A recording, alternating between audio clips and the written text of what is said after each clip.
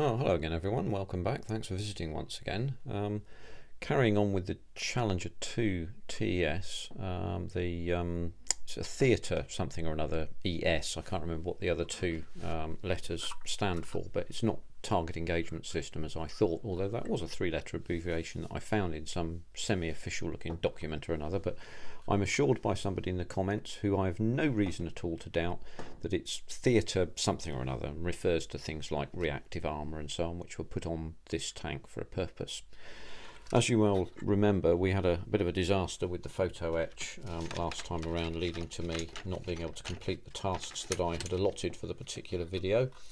Those two components are now on, which are the headlights here, and these little tweakers here with bits of photo etch on.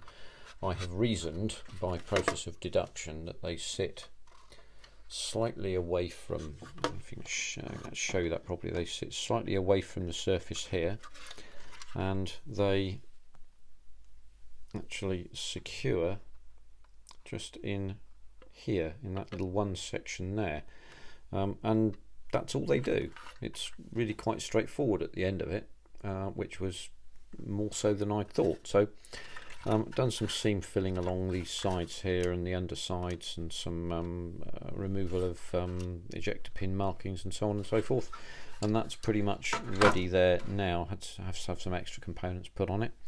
My next challenge is yet more photo etch, which is on these sections here. Now, as you can see, I've made a start on this. This straight section of photo etch here, which is Y37 and Y36 in the instructions, that's dead easy to put on. I thought, well, I did a video of this and I did this very easily, and thought you won't really want to see that, so I haven't done anything with that. Where the problem is going to occur is putting this piece of photo etch into that little gap there and bending it properly so that it fits bloody in, actually. And I had a bit of a problem with that, but I managed to resolve it, and I'm going to show you how I did resolve it today. So what you can see here is that I've managed to bend this round to the shape, which involves some right angle bends here and here, sort of up there, and I'm going to bend that back down and glue it in. But there's some different operations you have to do to get to the first bend, and some different things to the second and the third. And then once I've got to the third bend here, what I do is drop this in, so you can see that. Maybe you can. Perhaps it's just my eyes that aren't focusing this close in. And then we can bend that down. So I'll show you how I got to that point. I think that's probably going to be the best thing to do. So let's do some good housekeeping. Now, this piece of photo etch, let's zero out again, has a flat section at this end. Let's zero back in again, actually. So it has a flat section at one end, and it has a little jagged section, shall we call it, at the other. The jagged section goes at this end here, and the flat section goes at that end there. So the idea here is to drop that to start with, because that's really what you want to do, is to butt the flat end up to where you want it to go. Let's just straighten that a little bit. That's better. So we'll butt that up to the section where we want to go, but don't glue it in, because if you glue it in, then you're going to have some problems. And what I'm then going to do is I'm going to use a Sharpie to make a legend under here. I'm going to check several times that I got this in the right place, because if you don't get in the right place, of course, none of this will work very well. So I'm going to use a Sharpie up to this mark and make a legend there if I can. And then I turn that over, as you can see.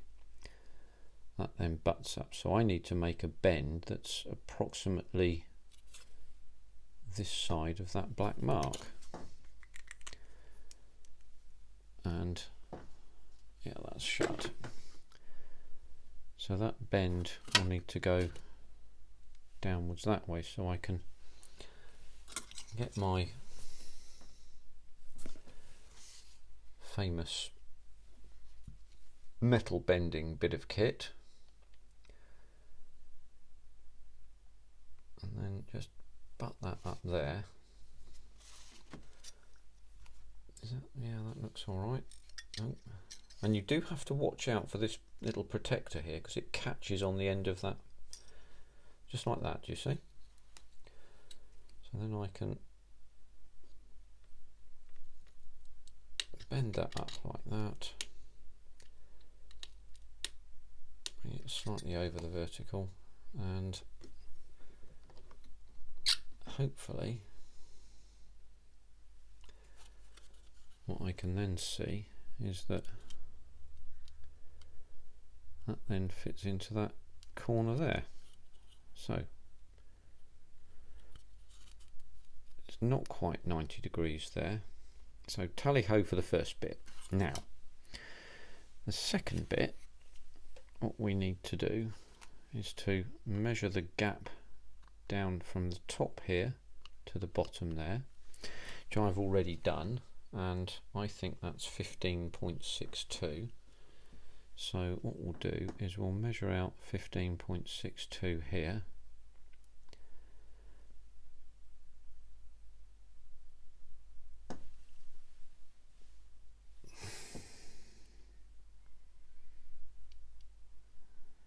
No, that's not right. What's going on with this thing? That's not happened at all.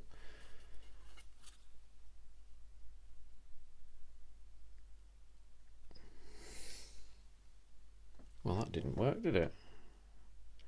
Because 15.62 is way too much. I'm coming to the conclusion quite rapidly that this thing's completely bloody useless, because it doesn't measure as one might want to. So I'm going to have to do a comparative measurement here. So okay, that's fine. I can do a comparative measurement, and with any luck, anyway, I can do a comparative measurement.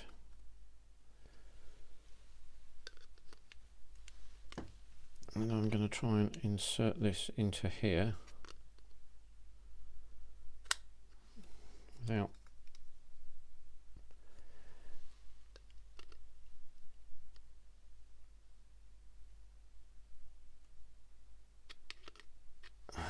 .81 it says, but that's actually not what it was, but there we are, never mind.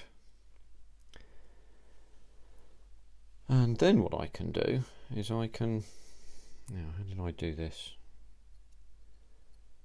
I can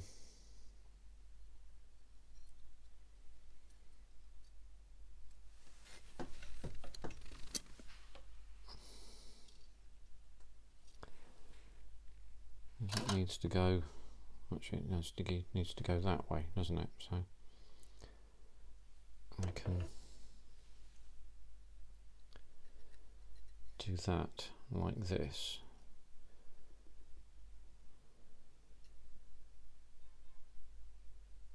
And I can bend that up there like that. And that's my first bend. Put that away, don't need that. And that should then match up to that like that. There we go. So the next thing, let's just unlock that.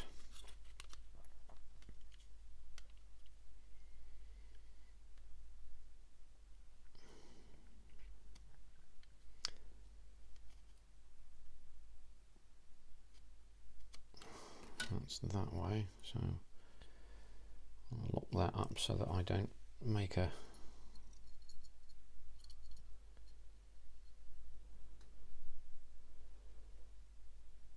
and that seems to bend immediately to the left of a little mark that I can see through. So go in again and we'll show you that. So you can see there's a little line there and I can see through that, and I need to make a bend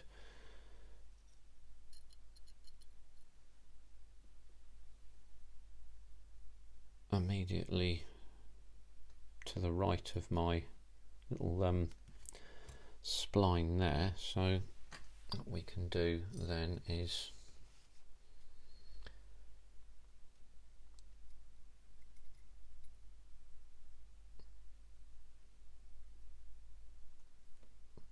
just put that in there. I sometimes think this thing's not precise enough for my liking, but I can get our little blade out, lift that,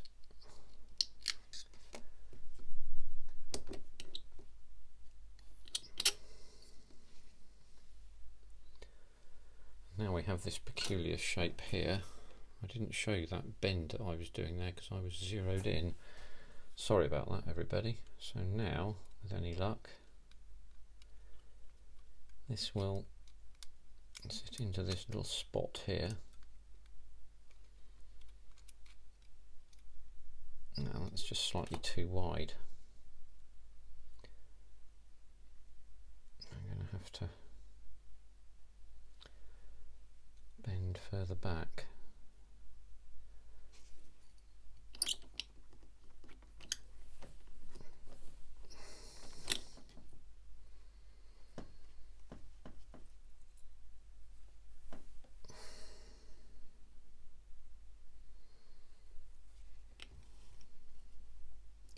To go further nearer to the so okay, that's fine, I can do that. To think about that for a minute.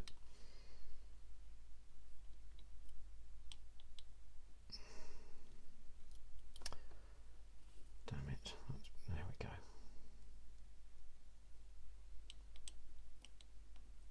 Let's see how much that moves when you want to try and be precise with it. It's damn it. Curses. Oh, this fucking thing. Sorry, I shouldn't say that. I'm very sorry about that, everybody.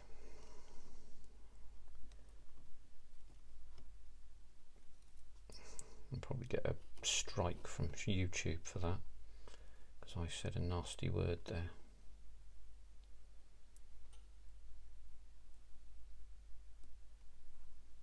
Alright, let's try that like that.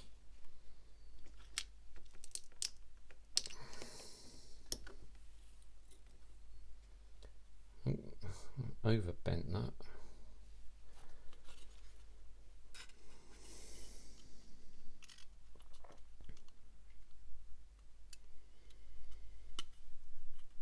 There we go.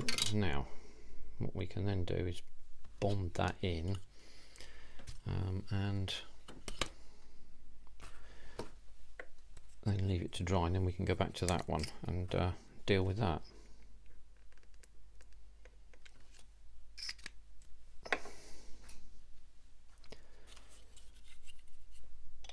So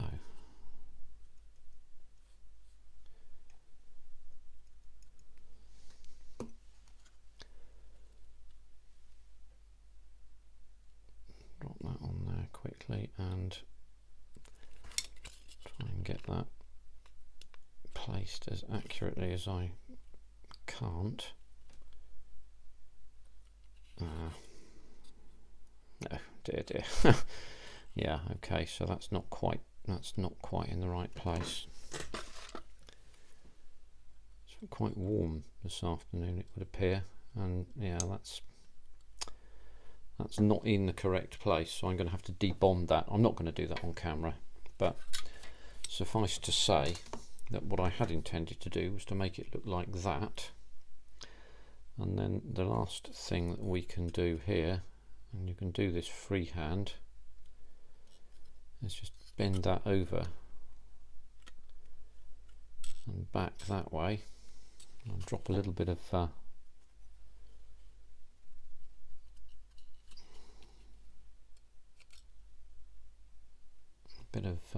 super glue onto that.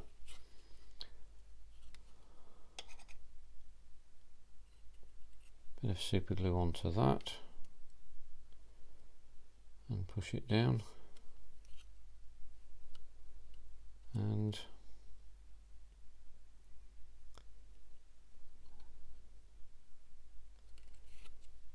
are, essentially.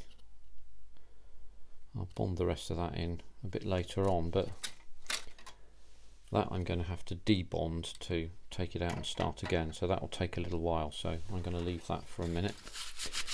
But anyway, I thought you might all want a jolly good laugh at my shall we call them modelling misadventures.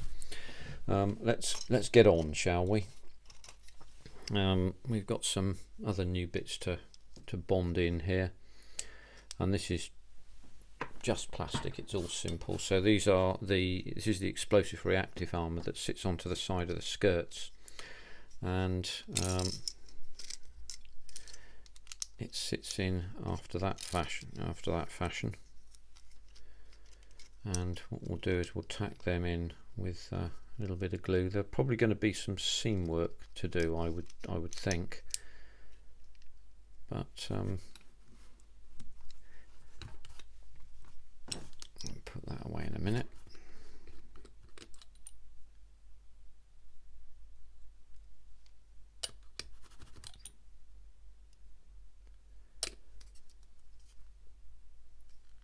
No, perhaps not seam work to do. Well, there is a bit of a seam in there.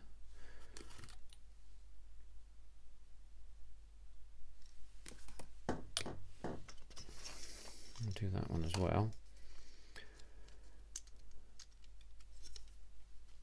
A bit of dust there where I de-sprued it earlier on today.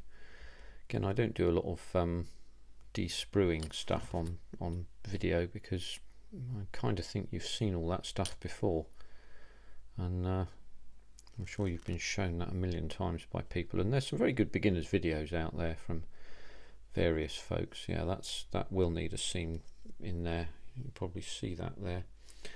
I could there you go, you can see that's going to need to have a seam filled there, but I'll just get that bonded as well as I can, and I'll leave that to do its thing. So these are handed, and they go in so that this little pip points out that way according to the instructions. Again, they look like sprue nibs, so I had to pay attention to that myself so as not to file them away. Right, I'll just leave that there for a minute. It's not quite, there we go.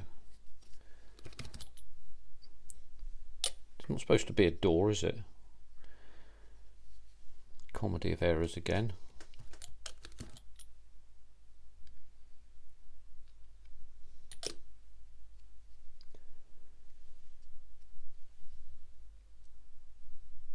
There we go. That's come up together quite nicely.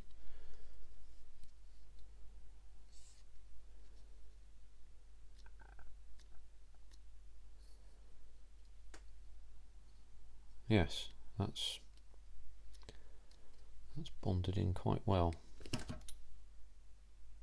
Just get that to wick through there. Put that there for a minute. Put this on as well.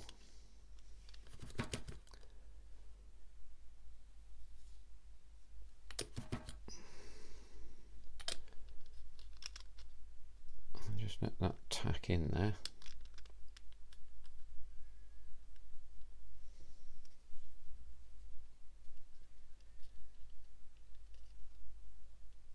See, these have got sort of 45-degree joints on them, and they don't seem to go in very easily. I test fit quite a lot of this before I came on camera, so that I would have at least some sort of idea what I was doing.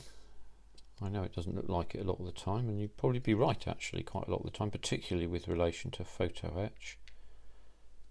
Oh, there's glue on my hand there, so that's wicked right through that joint. Right, so that will need a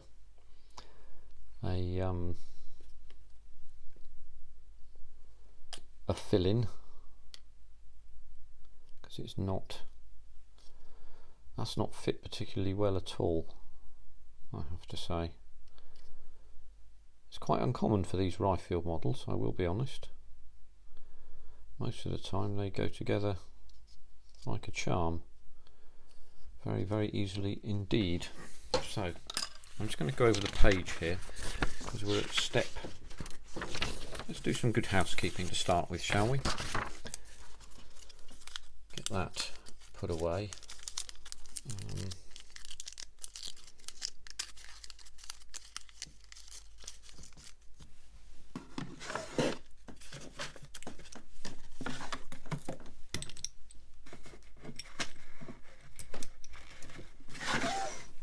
Put precision instrumentation away.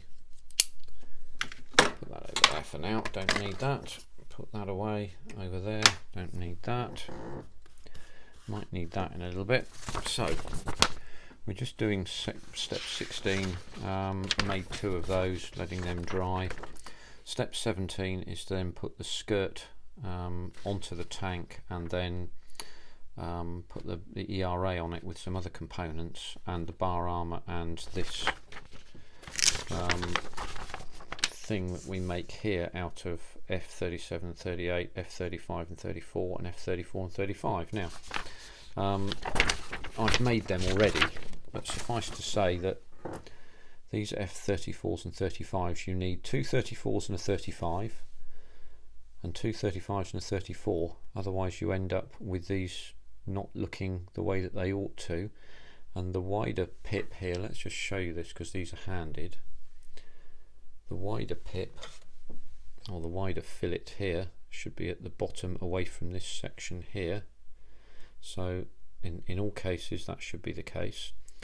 And the 2 shorter sections, as you can see, this fillet sits away from the shorter section, so these sit together like that, and that's what you put the bar armour on, and that sits onto the side of the skirt. So we'll drop them on whilst we're here, so that at least we've got somewhere towards it, and we've done something reasonably successful. So let's see where we go with that. So that's this one, and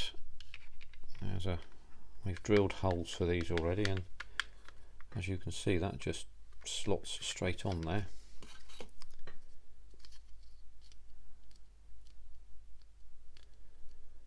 Or not, as the case may be. I need to do a bit of clean up there that I've missed.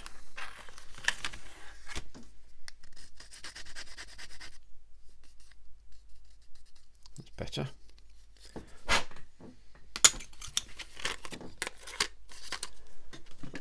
They make sprue clean up on flat surfaces very, very easy. So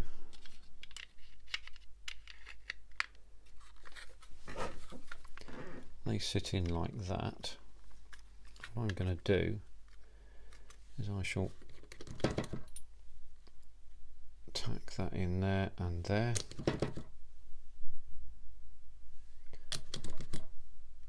Oh, there's a lot there. Didn't want that much.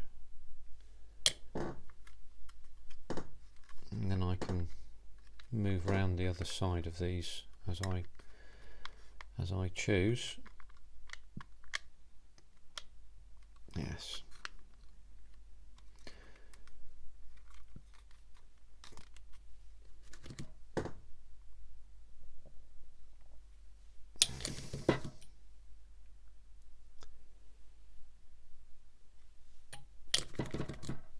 My glue's nearly run out, so I have a spare new one that I can use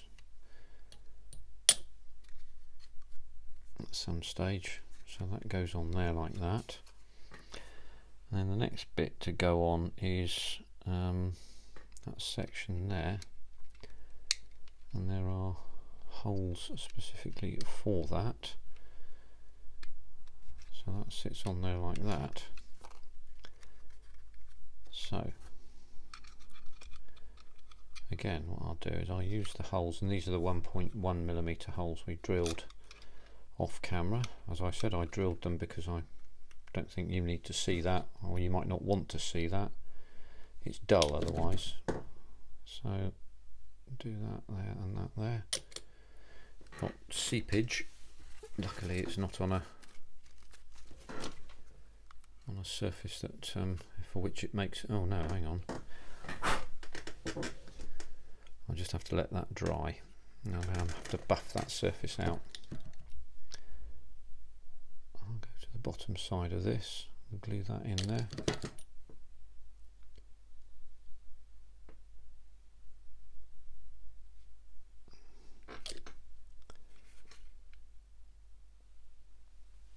And it won't show.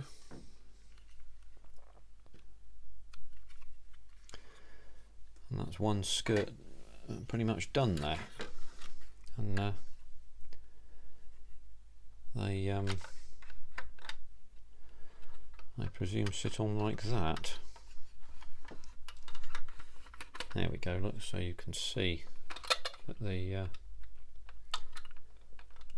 those little spreader panels sit there into those areas there, and then the whole skirt sits in, and there are holes specially prepared for it. So there you have it. When you've got some wheels on, that's what the skirt looks like. So there we are. So there'll be some completion work to do on this, and I'll do that off camera because I have to debond that. There'll be some clean up, filling up surfaces and gaps and so on and so forth, but pretty much there is the next step, and we're up to step 17 at the moment. It'll be step 18, which is the wire hawser section on. I don't know whether I want to put that on just yet. We'll have a think about that. And then we're into the rear detail here, which is one of these little camera efforts that's gone on the front, of course. And some more, oh look, more photo etch, what fun. We will enjoy that. And then there's some flat photo etch here, which is pretty straightforward, and some odd other components. I may show you some of these, but I want to get to the turret if I can before very long, because we're excuse me, coming through towards the end of it. So there we are. Thank you very much indeed for your time today. I think this was probably quite a long one, but I hope worthwhile. More errors seen, and more things to put right. So see you on the next one. Thanks very much indeed. Take care now, everybody. Bye.